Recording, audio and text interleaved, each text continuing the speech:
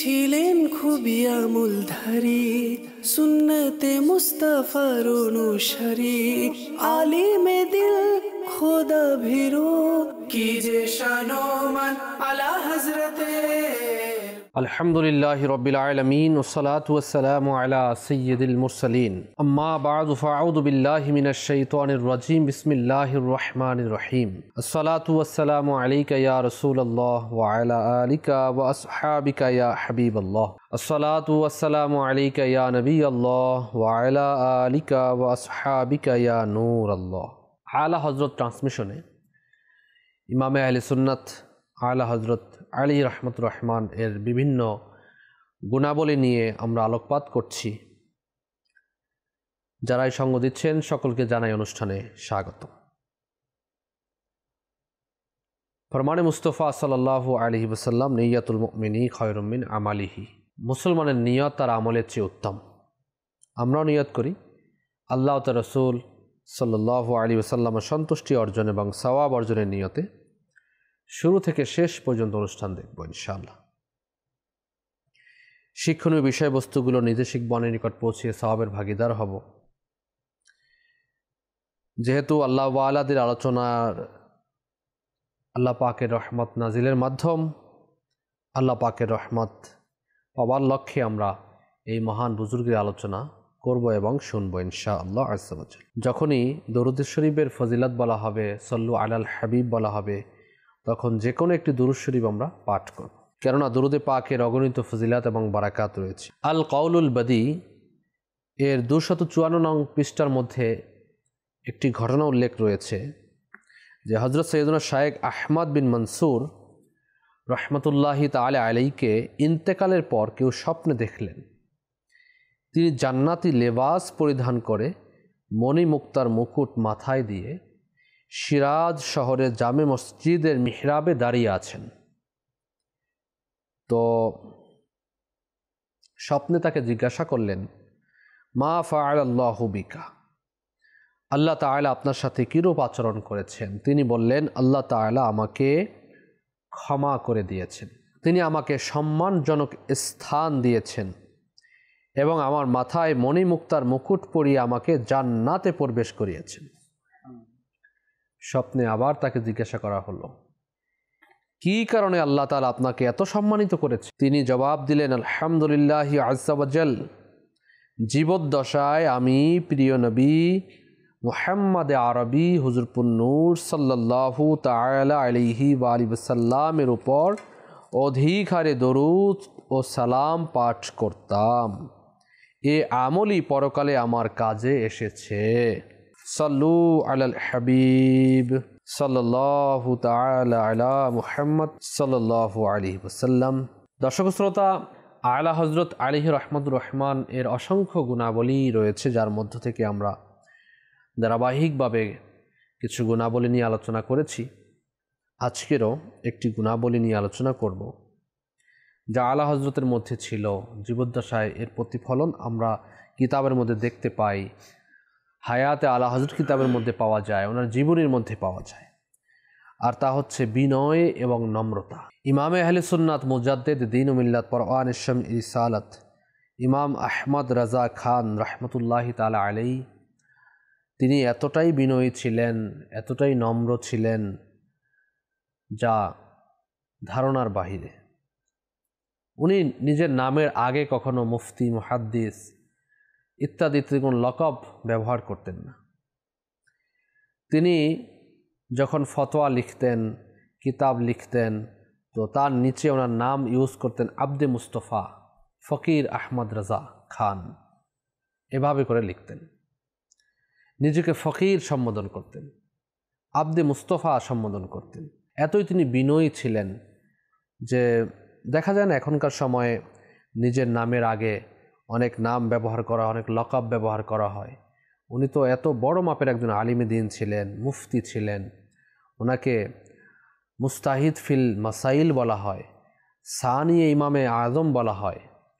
তারপরেও এবং বর্ণিত রয়েছে উনি 55টিরও অধিক বিষয়ের উপরে উনি জ্ঞান রাখতেন, সহস্রাধিক কিতাব উনি লিখেছেন। ডান হাতেও কিতাব লিখতেন, বাম হাতেও কিতাব লিখতেন, এবং ওনার একটা কিতাব ফতোয়া রাজাবিয়া যা 30 খণ্ডে রয়েছে এবং হাজারো পৃষ্ঠা রয়েছে, এবং 100টিরও উপরে এর মধ্যে রিসালা রয়েছে, আলাদা আলাদা বাব রয়েছে। তো চিন্তা করে দেখুন কত বড় আলিমে দিন ছিলেন যিনি পুরা ফতোয়ার কিতাব লিখেন, ফতোয়া রাজাবিয়া যার নাম। এভাবে করে অসংখ্য কিতাব উনি লিখেছেন। এবং ওনার ইলমের ব্যাপারে আসছে যে ওনার ইলমে লাদুন্নিই ছিল, আল্লাহ পাকের পক্ষ থেকে বিশেষ ইলম ছিল যে একবার কিতাব দেখলে এরপরে আর দেখতে হতো না, উনি বাস এগুলো মনে রাখতেন। কিন্তু তার বিনয়ের অবস্থা উচ্চ পর্যায়ের ছিল, নম্রতা উচ্চ পর্যায়ের ছিল। আরও অনেক কিছু জানবো ওনার সম্পর্কে, বিনয় নম্রতা আসলে আমাদের উপরে কতটা জরুরি রয়েছে, ইসলামের মধ্যে বিনয় নম্রতার কি প্রভাব রয়েছে তাও শুনবো। মুনাওয়ার ভাই রয়েছেন, চলুন আমরা তার কাছে যাই, শ্রবণ করি আলা হজরতের এই গুণ বিনয় ও নম্রতা সম্পর্কে। বিসমিল্লাহির রহমানির রহিম। মানুষের মধ্যে যত গুণ রয়েছে তার মধ্যে অন্যতম একটি আল্লাহকে রাজি করার মতো গুণ হলো বিনয় নম্রতা।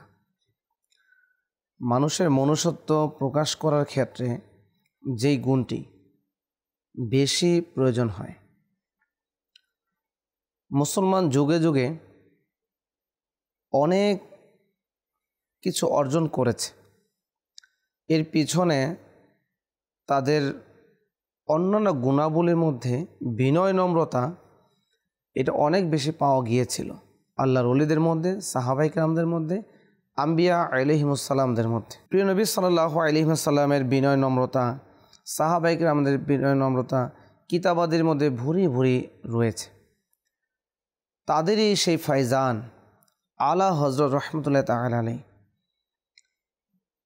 এই মহান ব্যক্তির জীবদ্দশায় দেখা গেছে প্রতিটি ক্ষেত্রে আপাদমস্তক যেমন বিনয় ও নম্রতার একজন আদর্শ মডেল, পিতামাতার সাথে আচরণ, উস্তাদের সাথে আচরণ, কোরআনুল কারীম, হাদিসে পাক, বুজুর্গানের দিন, সব কিছু আহলে বাইত, নবী বংশ, সব ক্ষেত্রে এত বিনয় নম্রতা, আদব, ভালোবাসার বহিঃপ্রকাশ তিনি ঘটিয়েছেন যেটা অতুলনীয়।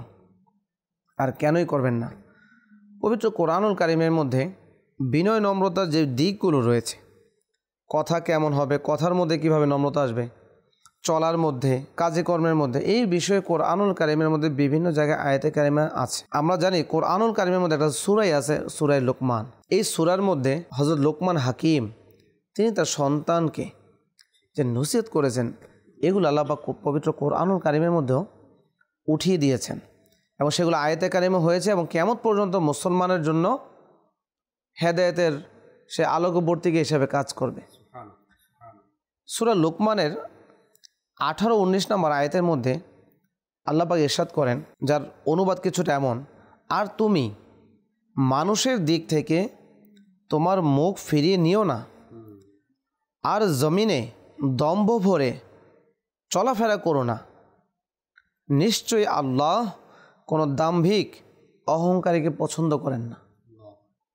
আর তোমরা চলার ক্ষেত্রে মধ্যপন্থা অবলম্বন করো এবং তোমার কণ্ঠস্বর নিচু করো। সুবহানাল্লাহ। চিন্তা করুন, এই যে কোরআনুল কারীমে লোকমান হাকিম রহমতুল্লাহ তাআলা আলাইহি এর যে নসিহতগুলো আল্লাহ তাআলা উঠিয়েছেন, এটা আল্লাহ রাসূলের যেন চাওয়া পাওয়া যে কিয়ামত পর্যন্ত সকল মুসলমান যদি এই যে বিষয়গুলো, কয়েকটা কথা এখানে বলা হয়েছে, এই যে বৈশিষ্ট্য বিনয় নম্রতা যদি কেউ অবলম্বন করতে চায়, এর ব্যতীত সে অবলম্বন করতে পারে না। আয়াতে কারিমার মধ্যে যদি দেখি যে মানুষের মধ্যে মুখ ফিরিয়ে নিও না। আমাদের অবস্থা এমন হয়, অহংকারের কারণে গরিবদের দেখতে পারি না, রিক্সা চালক, অধীনস্থ যারা আছে তাদের দিকে আমরা ওইভাবে ভ্রুক্ষেপ করি না। বড়লোক যদি কেউ বিপদে পড়ে সমাজে, তাকে হেল্প করতে যাই, গরিব হলে তার জানাজা পর্যন্ত যায় না। এই যে একটা বিষয়। তারপর যদি সামনে দেখি যে জমিনে দম্ভ ভরে চলাফেরা করো না। অনেকে নিজের পোশাক আশাকে দম্ভ করে, জমিনের মধ্যে এইভাবে চলে। রাস্তাঘাটে আমরা দেখি, দেখলেই বাহ্যিক দৃষ্টিতে বোঝা যায় যে সে অহংকার বশত সে চলাফেরা করছে। তো সেটা থেকে আমাদের বাঁচা উচিত। আলা হযরত রহমতুল্লাহ তাআলা আলাইহির বিনয়ের বিষয়ে কথা চলছে। পৃথিবীর জমিনের মধ্যে সর্বশ্রেষ্ঠ জায়গা হলো আল্লাহর ঘর, মসজিদ। এই মসজিদগুলো জান্নাতে যাবে। এবং মসজিদে যারা খাদিম হবে, সেজদাকারী, সাহায্যকারী, সবাইকে সুপারিশ করে জান্নাতে নিয়ে যাবে। দেখুন, এই পৃথিবীর সর্বশ্রেষ্ঠ জায়গার মধ্যে গিয়ে আমাদের যে অবস্থা হয়, এটা বলার অপেক্ষা রাখে না। যে আমাদের কণ্ঠস্বর উঁচু হয়ে যায়, ইমামকে জোরে কথা বলা এবং এখানে গিয়ে দুনিয়াবি কথা জোরে জোরে বলা, একটা আমাদের মধ্যে কনসেপ্ট কাজ করে, ধারণা যে এখানে গিয়ে একটু জোরে কথা বলতে পারলে বুঝে আমি মাতবর টাইপের হব, বা আমি মনে হয় আমার যে প্রভাব প্রতিপত্তি এটা মনে হয় ভালোভাবে ফুটে উঠবে। সভাপতি সাহেব, ইমাম সাহেবকে দু একটা ধমক না দিলে কিভাবে হবে? তো আসলে বাস্তবতা এমন নয়, বরং আলা হযরত রহমতুল্লাহ আলাইহির জীবনের মধ্যে যে বিনয় নম্রতা, সেটা আমি এই ঘটনা দিয়ে শুরু করব। যে আলা হযরত রহমতুল্লাহ তাআলা আলাইহি তিনি মসজিদ থেকে থাকাটা পছন্দ করতেন। আর মুমিনের বৈশিষ্ট্য এটাই যে মুমিন পানির মধ্যে মাছ যেমন, মুমিন আল্লাহর ঘর মসজিদের মধ্যে তেমন। তো এখান থেকে যখন বিচ্ছিন্ন যায়, কতক্ষণে ইবাদতের বাহানায় সে মসজিদে চলে আসবে, সেই চেষ্টা থাকতো। তো আলা হযরত রহমতুল্লাহ তাআলা আলাইহি তিনি এতটাই বিনয়ী ছিলেন, এতটাই নম্র স্বভাবে ছিলেন, মসজিদের মধ্যে যখন সে হাঁটতেন, আমরা দেখি অনেকের আওয়াজ হয়, বিভিন্ন ধরনের আওয়াজ হয়, কিন্তু আলা হযরত রহমতুল্লাহ তাআলা আলাইহি এর বিনয়ের চূড়ান্ত পর্যায়টা এমন ছিল যে তিনি পায়ের যে পাতা আছে, পায়ের পাতার এক সাইড, এই সাইড দিয়ে হাঁটতেন, যাতে মসজিদের মধ্যে শব্দ না হয়। উঁচু আওয়াজে কথা বলা, ধমক দেওয়া হতো দূরের কথা, তিনি যে পা হাঁটবেন কেমন আর আওয়াজ হবে, হালকা পাতলা, কিন্তু সে এটাকেও বেয়াদবি এবং বিনয় এবং নম্রতার পরিপন্থী মনে করে সে এইভাবে নম্রতার সাথে হাঁটতেন। যে আল্লাহর ঘর, কুল কায়নাত যিনি সৃষ্টি করেছেন, সেই মহান রবের ঘর, সেই ঘর যেটা জান্নাতে যাবে, আমি কিভাবে এখানে দম্ভ ভরে চলি, সেখানে কিভাবে বিনয়ের পরিপন্থী হয়ে চলি, তিনি সেভাবে হাঁটতেন।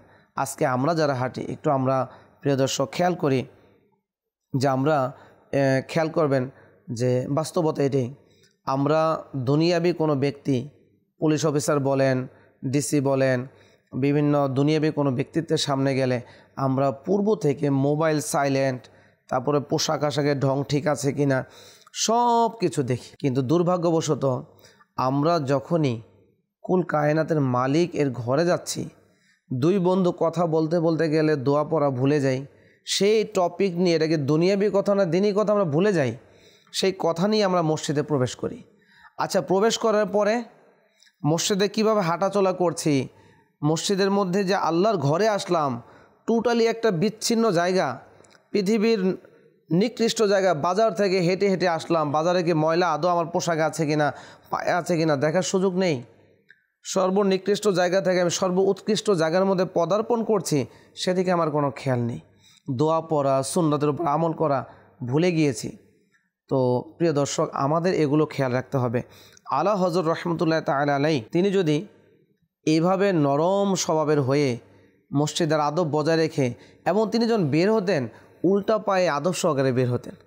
তো এই বৈশিষ্ট্যগুলো যদি আমাদের মধ্যে ধারণ করি, তাহলে ইনশাআল্লাহ সর্বোৎকৃষ্ট জায়গার হক আদায় করলে সর্ব উৎকৃষ্ট জায়গার মালিক যিনি, তিনি আমাদের প্রতি রাজি হয়ে যাবেন। এবং ইমামে আহলে সুন্নাত আহমদ রাজা খান আলাইহি রহমতুর রহমান যখন কোনো মিলাদ মাহফিলের মজলিসে যখন বসতেন, তো বসার আদব তিনি দুজানু হয়ে বসতেন। সুবহানাল্লাহ। কখনই চারজানু হয়ে বসতেন না, দুজানু হয়ে বসতেন, এবং দৃষ্টিকে নিচের দিকে রেখে খুব আদব সহকারে হাত বেঁধে তারপর তিনি বসতেন। এটা অভ্যাসে মোবারকা তার ছিল। সুবহানাল্লাহ। এটা কিতাবে আছে যে 1 ঘন্টা 2 ঘন্টা নয়, মাহফিল চলতে যতক্ষণ চলে তো আদব সহকারে বসে থাকে।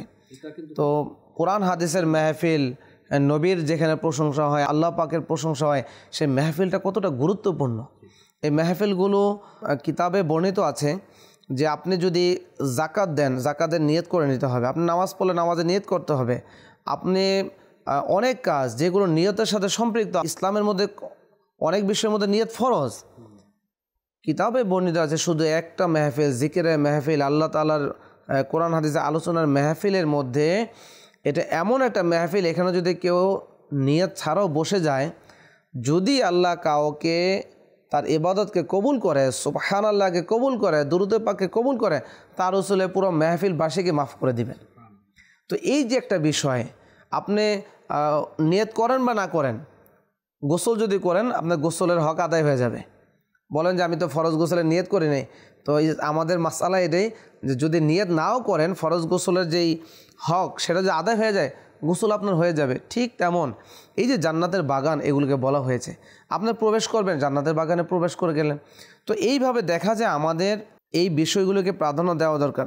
আমরা মসজিদের আদবের সম্পর্কে শুনলাম, বিনয় নম্রতা আলা হযরতের, তারপরে মিলাদ মাহফিল বা ইজতেমা যেগুলি হতো এর বিষয়ে, শুধু এগুলির মধ্যে নয়, আলা হযরত রহমতুল্লাহ তাআলা আলাইহি জীবদ্দশায় দেখা যেত যে তিনি দাওয়াতের ক্ষেত্রে, আমরা কিন্তু অনেক সময় দাওয়াতের ক্ষেত্রে দেখি কে দাওয়াত দিয়েছে। যদি অমুক পর্যায়ের ব্যক্তি হয় তাহলে তার ইনকাম কি শতভাগ হালাল কি হারাম কিনা আমরা কমে যাচাই বাছাই করি, তার ব্যক্তিত্বের কারণে আমরা দাওয়াতকে কবুল করি। কিন্তু আলা হযরত রহমতুল্লাহ তাআলা আলাইহি এর জীবদ্দশায় এমনটা দেখা যায়নি। তার বিনয় নম্রতা এমন ছিল যে গরিব যদি কেউ দাওয়াত দিত, তারও মনতুষ্টির জন্য সে দাওয়াত কবুল করে নিত। এটা কিন্তু চূড়ান্ত পর্যায়ে বিনয় না থাকলে এমন হয় না।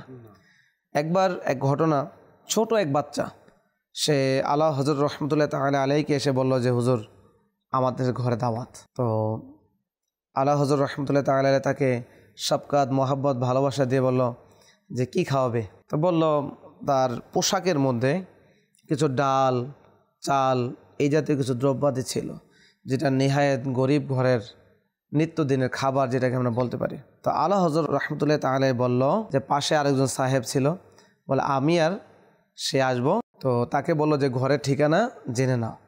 তো পরের দিনে দাওয়াত নিয়ে নিল।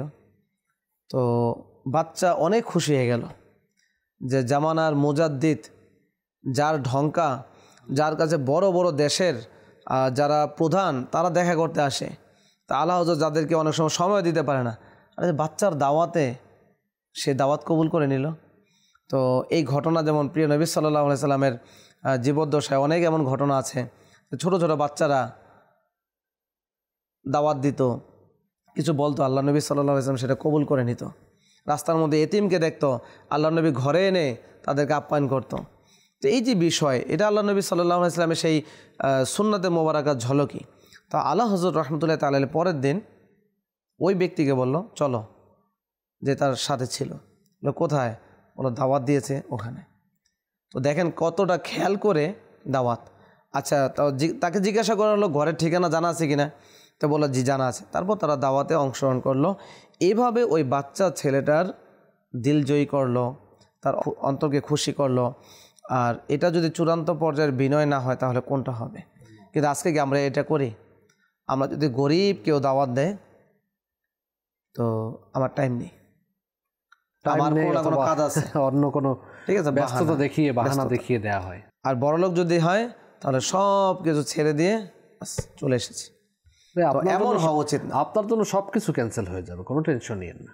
জি, আমির আলাইহিস সালাম একটা কথা বলেছিলেন নাত খাদের বোঝাতে গিয়ে, যে যদি কোনো গরিব বেচারা স্বল্প পরিসরে নাতখানির আয়োজন করে নবীর মহাব্বতে ভালোবাসায়, তো অনেক নাতখাদের টাইম হয় না।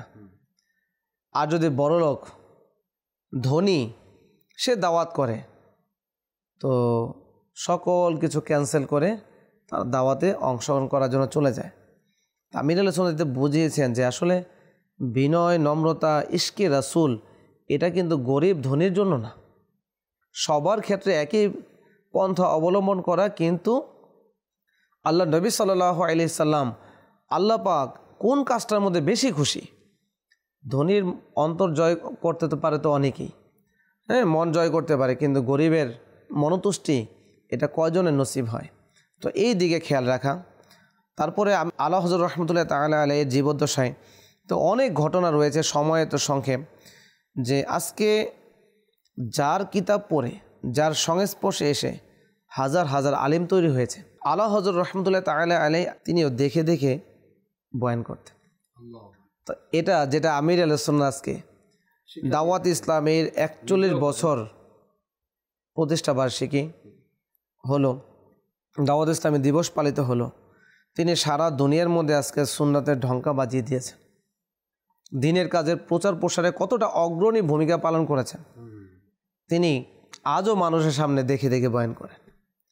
তো মানুষ তো অনেক কথা বলে, মনে হয় পারে না, ইত্যাদি ইত্যাদি অনেক, কিন্তু যার উসিলায় মুফতিয়ান ইকরাম হলো, যার উসিলায় হাজার হাজার মাদ্রাসা হলো, তিনি পারবেন না। তো আমির আহলে সুন্নাত সেই বিষয়ের উপর আমল করেন। তো এর মধ্যে কিন্তু বিনয় ও নম্রতারও দর্শ আছে। দেখুন, আলা হযরত রহমতুল্লাহ আলাইহি যে কথাটা আপনি বলেছেন যে দেখে দেখে তিনি বয়ান করতেন, যেই ব্যক্তিত্ব মক্কাতুল মুকাররমার মধ্যে আল্লাহু আকবার না কিতাব, না তাফসিরে কিতাব, না কোনো কিতাব তার কাছে ছিল, উনি কয়েক ঘন্টার সময়ের মধ্যে মোটা আরবিতে একটি কিতাব লিখে দিলেন, আদ-দাওলাতুল মাক্কিয়া। জি, আদ-দাওলাতুল মাক্কিয়া লিখে দিলেন, যেটা আল্লাহ রসুল সাল্লাল্লাহু তাআলা আলাইহি সাল্লামের ইলমে গায়েবের উপরে। আর সেখানে তৎকালীন ওলামাই কেরামগণ তসদিক করলেন, সাইন করলেন, আরব আজমের ওলামাই কেরামগণ, মুফতিন আজমগণ। সেই ব্যক্তিত্বর কথা আমরা শুনলাম যে দেখে বয়ান করতেন। কিন্তু আজকের আমাদের কেমন যেন নিজের কাছে একটা আনইজি ফিল হয় দেখে বয়ান করতে গেলে। দেখে বয়ান করলে মানুষ কি মনে করবে? ইলমের গভীরতা বোঝানোর জন্য তো আমাকে না দেখে বয়ান করতে হবে, মুখে যা আসবে তা বলে দিব, ইমান থাকুক বা না থাকুক, এটা কোরআনে আছে বা না আছে, হাদিসে আছে বা না আছে, হাদিস শরীফ বলে চালিয়ে দেয়া, কোরআনের আয়াতে কারিমা বলে চালিয়ে দেয়া। মনে রাখবেন, দেখে বয়ান করা একে তো আলা হযরতের বিনয়ী ছিল, কেননা ওলামায়ে কেরামের জন্য এটা তো, এবং তিনি তো যেই ব্যক্তি ডেলি এক পারা শুনতেন, এক পারা মুখস্থ করে নিতেন, রমজান মাসে কোরআনুল কারীম, আর সে দেখে দেখে বয়ান করছেন। আল্লাহু আকবার। তো এখানে যেটা আমাদের জন্য শিক্ষা, যে আমরা যদি এই কাজগুলো করি, আমরা যদি দেখে বয়ান করি, তাহলে দেখা যাবে যে আমাদের ভুল অনেক কম হবে। যেটা হাদিস শরীফ, সে হাদিস শরীফই বলবো, হাদিস শরীফ না তারপর আমরা হাদিস শরীফ বলে চালিয়ে দিলাম, এটা কোরআন হাদিসের কথা না কোরআন হাদিসের কথা বলে চালিয়ে দিলাম, তাহলে দেখা গেল যে কাল কিয়ামতের দিন এই সকল মানুষের আপনার জিহবা আগুনের কাছি দ্বারা কাটা হবে। আল্লাহ পাক আমাদেরকে মাফ করুন এবং আমাদেরকে সর্বোচ্চ সতর্কতা অবলম্বন করা তৌফিক দান করুন। কিতাব সামনে নিয়ে বয়ান করা এটা খুবই গুরুত্বপূর্ণ ব্যাপার এই মুহূর্তে আমাদের সমাজের মধ্যে হওয়া উচিত। প্রত্যেক ব্যক্তি যদি এই কিতাব সামনে রেখে বয়ান করেন, তাহলে দেখা যাবে অনেক অংশে ভুল কমবে এবং নিজের মধ্যে মুহতাত সতর্কতা এটাও থাকবে, এবং মানুষের মধ্যে হয়তো আপনার ইলম নিয়ে, আপনার জ্ঞান নিয়ে হয়তো অনেকেই প্রশ্নবিদ্ধ করবে, কিন্তু যারা প্রশ্নবিদ্ধ করবে আদৌ তারা আসলে বুঝে না, তারা সাধারণ পাবলিকের চেয়েও নিম্ন শ্রেণীর হবে। কিন্তু যারা বুঝবেন, তারা বুঝবেন যে না, আপনি অথেন্টিক বয়ান করছেন, কিতাব দেখে বয়ান করছেন, এটা অথেন্টিক বয়ান, অর্থাৎ এর মধ্যে ভুল হতে পারে না, কারণ আপনি দেখে দেখে বয়ান করছেন, যা লেখা আছে তাই বয়ান করছেন। দেখা যায় আমির সুন্নাত সুন্নাতের উপরে কিতাব লিখেছেন, তো ওখানে লিখছেন সুন্নাত ও আদব, একটা কি সতর্কতা, সুন্নাত এবং আদব। আবার কিতাবের শুরুতে লেখা আছে যে এই কিতাবের প্রত্যেকটি কথাই সুন্নাত নয়, বুজুর্গানি কিরামের অনেক ব্যাপারও এখানে লেখা রয়েছে, যেন সুন্নাত এবং আদব বলা হয়েছে। প্রত্যেকটি জিনিসই ডাইরেক্টলি দেখা যায় পানি পান করার আমরা সুন্নাত বলে থাকি, তো এখানে অনেকগুলো আদবও রয়েছে, সুন্নাত এবং আদব।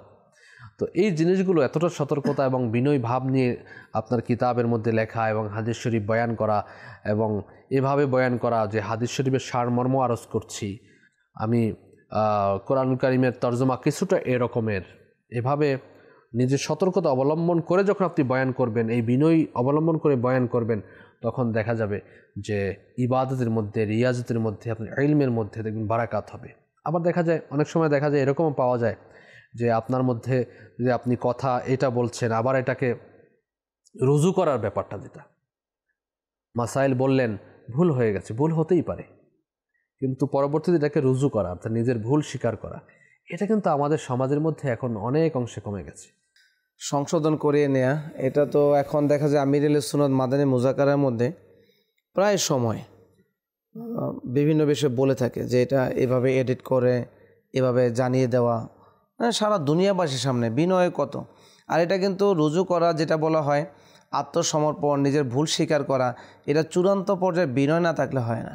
আল্লাহ ওয়ালাদের জীবনে যদি পড়া হয় আলফাসিনী বাপু, যে এখানে আলা হযরত রহমতুল্লাহ তাআলা আলাইহি কিন্তু আউলিয়া কেরামের ফাইজান। আজকে দাওয়াত ইসলামেও কিন্তু সেই ফাইজানে আউলিয়া। তো এক আল্লাহর ওলি ঘটনা আমিরুল সুন্নাতের কাছে শুনেছিলাম এবং কিতাবেও পড়েছি, যে এক ব্যক্তি ওয়াজ এর মাহফিলের মধ্যে সে একটা কথা এমন বলল যেটা শুদ্ধ নয়। পরবর্তীতে এখন ওই ওয়াজ মাহফিলের মধ্যে কারা ছিল এটা তো তার জানা নেই। তিনি কি করলেন, ওই জনবসতির মধ্যে যাতায়াতের জন্য যে একটা পুল ছিল, সাঁকো ছিল, ব্রিজ যেটাই বলি আমরা, সে সেখানে দাঁড়িয়ে প্রতিদিন যারাই যাচ্ছে তাদের কাছে সেই মাসআলাটার সঠিক উত্তরটা দিচ্ছে, যে পূর্বে এটা ছিল ভুল, এটা সঠিক। তো খৌফে খোদা কেমন, খোদা ভীতি কেমন, আর বিনয় নম্রতার অবস্থাটা কি?